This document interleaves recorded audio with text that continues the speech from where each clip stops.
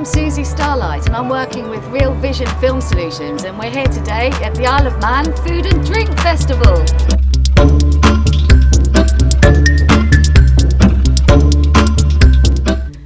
I'm here today at the Isle of Man International Business School, and guess who I bumped into in the corridor? It's Stacie Stewart, BBC Masterchef Finalist, and also I've seen her on this morning as well. Hi Stacy. Hello. Hello, what brings you to the Isle of Man then? I'm here for the fantastic food festival. I'm really looking forward to getting stuck in and cooking some nice dishes with the local produce. Is this your first visit to the Isle of Man? First visit to the Isle of Man, yeah. Beautiful, everything I've seen so far has been great, so looking forward to having a little explore.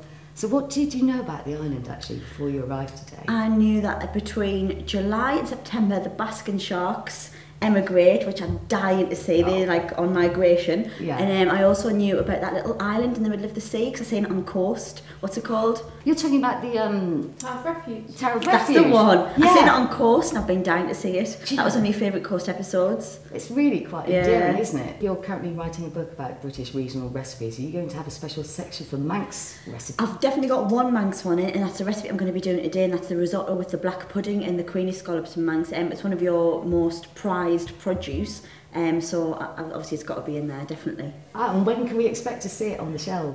You can see it on the shelves, probably about 18 months or something, but you can have it in fast track straight to the dish, because I'm cooking it at 11 o'clock today. What are you going to be cooking for us? I'm using all Manx produce, and my first dish is a risotto of black pudding and Manx queenie scallop with a poached egg. My second dish is Manx lobster with a Thai noodle salad.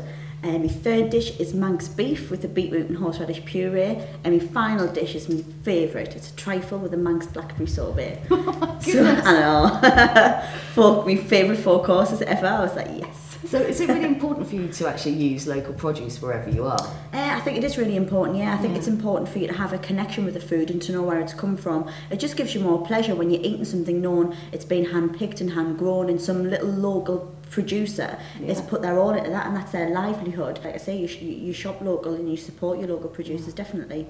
And eat seasonally, that's really big. Everything tastes better when it's in season. If you try to have a raspberry in January, it's horrible. It's been imported, it's been sat in a shed for like 6 months or something to mature, and it doesn't taste good. If you eat a raspberry in season, it's amazing. How can you entice women back into the kitchen? I've been thinking about this. Our relationships in the past have been women, kitchen sink, cooking. What do you think is a really good tip? I think food is a great way to catch a man. It really is.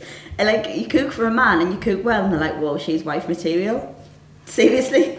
We've been asking our friends on Facebook to come up with some questions for you. And we've got a question here from Amy Le Barrier in France. Oh, wow. And she's asked me to ask you, what has been your most embarrassing moment in the kitchen?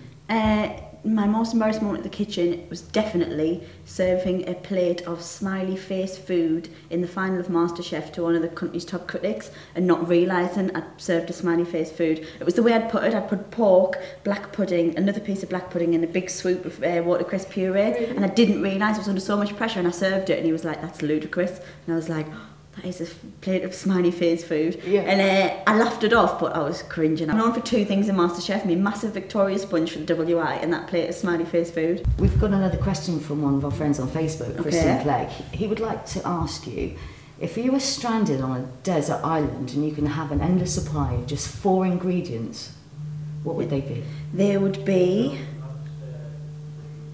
beef, chicken, butter, so I can baste the meat so it was really juicy, and herbs. Herbs. So you could... I do love rice though. Mmm. And couscous. I know. You need some carbs in there, don't you? Yeah. You've got all the protein. Oh, I forgot my potatoes. Exactly. Right, okay, I'm losing the herbs. Right. Butter, beef, chicken and potatoes. So... Oh no, what about eggs? I know. This is a hard one. Thanks, Should we Christian. get up to 5? Should we do up to 5? Eggs. Why are you including butter in every single time you will say butter? Because you need to baste your meat to keep it juicy, otherwise it's going to really dry out if it's over an open flame. Recap with eggs now. So we've got Eggs, beef, chicken, butter and potatoes. potatoes. Yeah. Cool. So you can have roasties all the time. Exactly.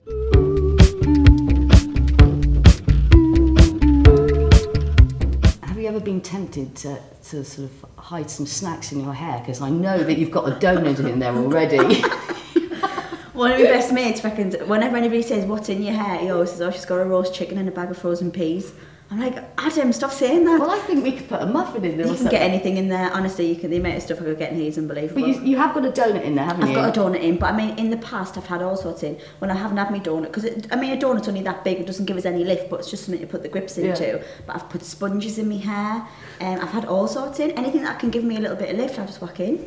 What inspires you to cook?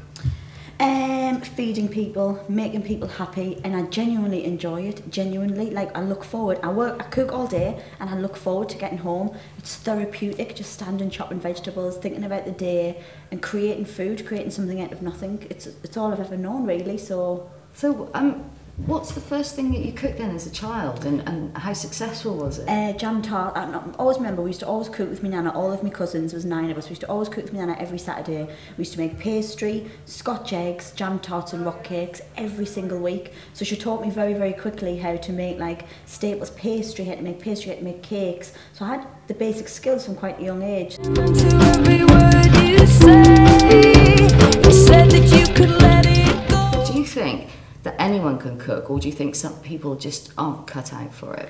Anyone can cook. Anyone can cook, definitely. You've just got to give it patience and you've got to practice. The first time I made pasta was a monumental mess up, because you can use, to make your pasta really special, you can use something called semolina flour. I didn't read the flour part and I put semolina in my pasta. And I made it, took us ages. I spent about 12 quid on eggs, you've got to use free range eggs. Rolled all my pasta out, filled it, took us literally all day to make this pasta. Put it in the water, got it out, and I was like, God, that's disgusting. Didn't realise that it's because I'd used semolina. So I never made pasta again for about 6 years. And then I thought, oh, I'm going to try it again. Did it again, it was fine. And then it was that precise moment that I realised it's because I'd used semolina instead of semolina flour. So just, you've got to just keep practising. I was getting my head on the other day and a girl said, I wish I could cook. She said, I can't cook beans on toast. She said, I put a tin of beans in the microwave the other day and the microwave blew up. She said, open the tin though. I said, I know. I didn't say anything. I said, all right, whatever. You're going to be judging the I Love Manx Family Chef competition later. Now, what is it that you're going to be looking for? I'm going to be looking for somebody with a little bit of flair, somebody who is a really good cook and who's got skill and who's put a few different techniques into the food. Because like I was saying before, it doesn't have to be special, it doesn't have to be fancy, but it's got to taste amazing. And that's what I'm looking for, definitely. As long as it tastes nice, it doesn't matter what it looks like. I know I shouldn't be saying that, but that's what I'm like. So it's all in the taste? It's all in the taste, definitely. Hi, I'm Stacie Stewart and I love Real Vision Film Solutions.